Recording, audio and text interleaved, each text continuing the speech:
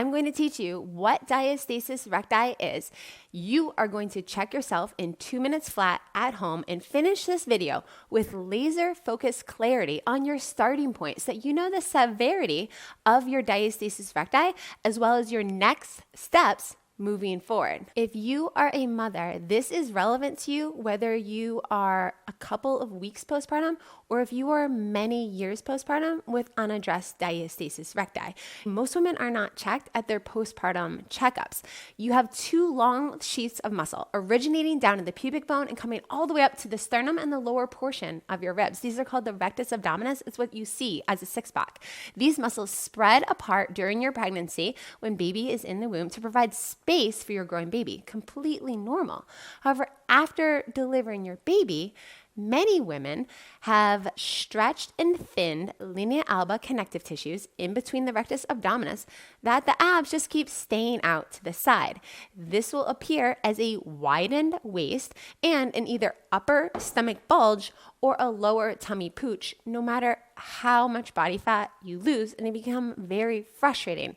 Beyond just the aesthetics of essentially making it impossible to get a flatter stomach and tighter waist, you're also likely going to run into some of the symptoms that can be associated with diastasis recti, such as back pain, poor posture, weak abs, incontinence, and pelvic organ problems such as prolapse. Now join me on the floor. You don't even need a yoga mat, and this way you can check yourself for diastasis recti the right way from home. If you suspect you have diastasis recti, you always want to get in and out of bed by log rolling to the side versus just leaning down or sitting up, which is going to cause excessive intra-abdominal pressure. Lift your shirt, feet are planted, knees are up towards the ceiling, pointy triangle. Take 2 fingers tight together. We're going to put them at the xiphoid process, the sternum. One hand is going to come behind your head just gently and lift your head with trying not to use your ab muscles at all, and you're going to lift your head slightly off the mat, just a couple of inches. At the same time, you're going to be kegling up, which is lifting your pelvic floor in and up as if you were trying to pull a tampon inside you. So you're going to kegel up now, and without using your ab muscles, we're going to sit up just gently.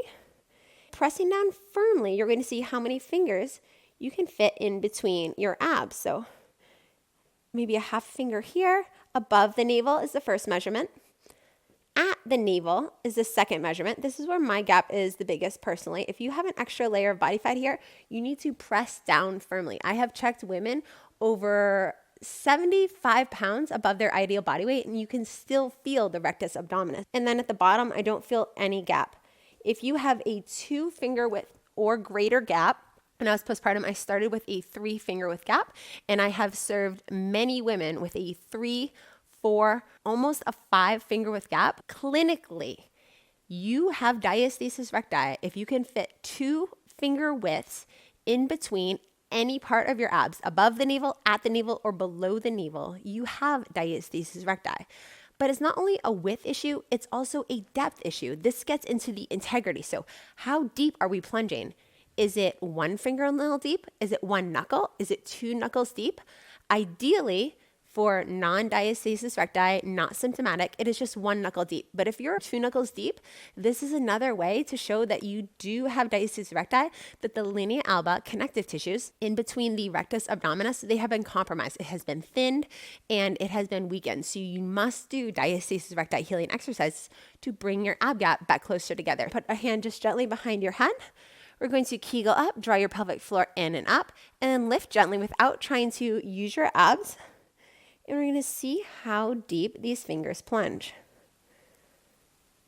When you're carrying more body fat, when you are early postpartum, or if you just have extra fat right now, it will be harder to tell your depth. But what you are going for is more of a bouncy trampoline and less like a plunging bowl of jello where it feels like you're just diving down into your deep internal organs. Write down your 4 measurements. What is your gap above the navel, at the navel, below the navel, and what is the depth, the integrity, the bounciness?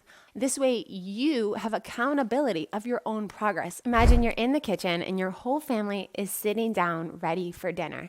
You've already served everyone else and you're fixing your plate last. But as you go to move the casserole dish to the side, you accidentally knock over your plate, ceramic shatters everywhere. Now, would you bend down and slop up your casserole and put it on a fresh plate? Sit down with your family, knowing full well that you could accidentally consume tiny shards of ceramic that could cut and pierce your intestines. It could cause internal bleeding. There could be a lot of unseen damage and pain and effects, all because you didn't want to make anyone wait or take time to take care of yourself.